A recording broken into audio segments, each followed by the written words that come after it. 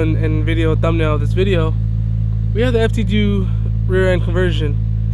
I'm going over to Brian's house right now, kind of explain everything that's going on, but this isn't OEM. Like I said, I'll explain when I get there.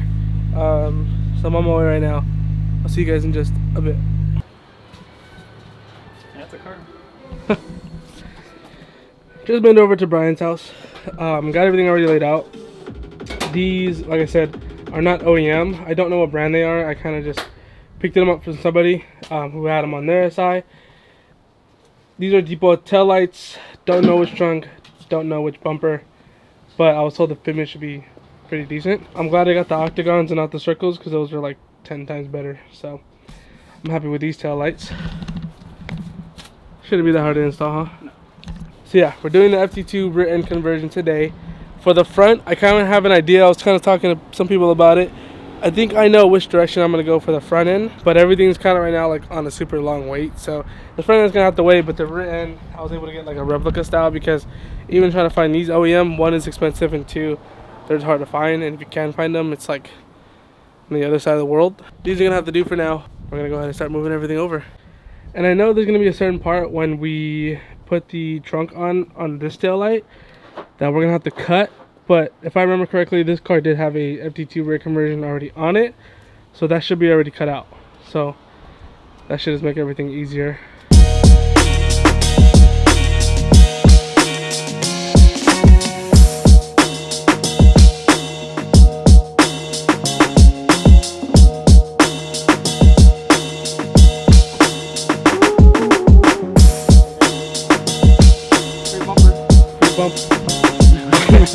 To show you guys what you guys have to do, I'm pretty sure you guys can kind of see it yourselves.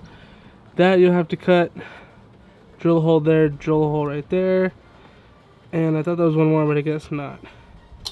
But we don't have to cut anything because, like I said, this thing already had a rear trunk conversion, so we're just gonna go ahead and swap the tail light housing over, and we should be good. Like that. Woo-wee! Got the trunk off already. Putting the other one on. Yeah, this lighting is terrible, but we'll work on it. For the most part, it's coming along together pretty nice. Got the end part of the tails in. I gotta put this in. 10.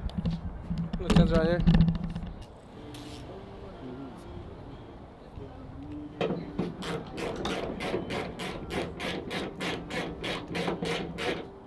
Nope. Like a Mexican bread.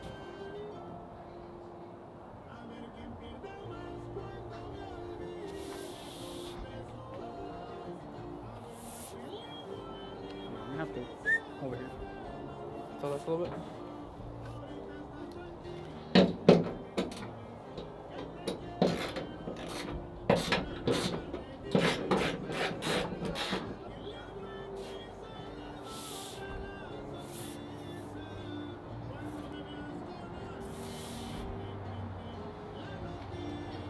Move it back that way a bit.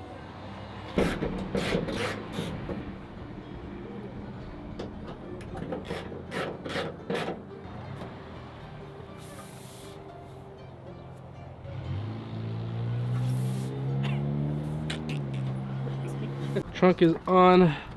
Everything looks good. Fitment doesn't look too bad.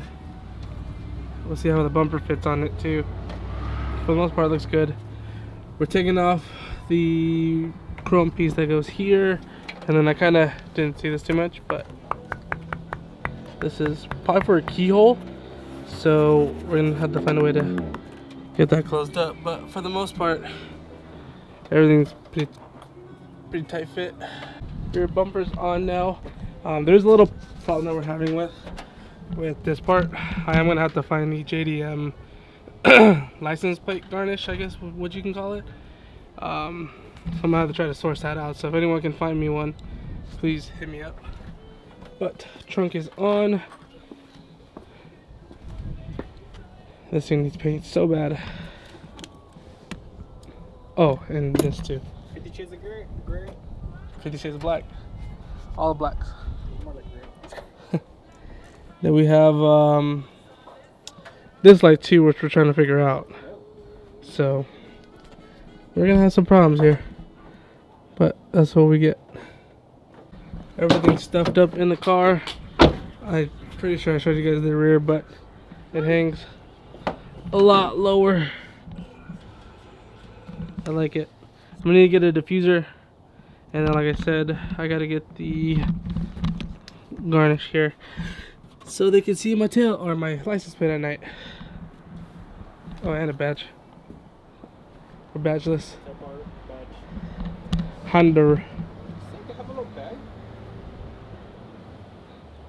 I wanted to get one of those.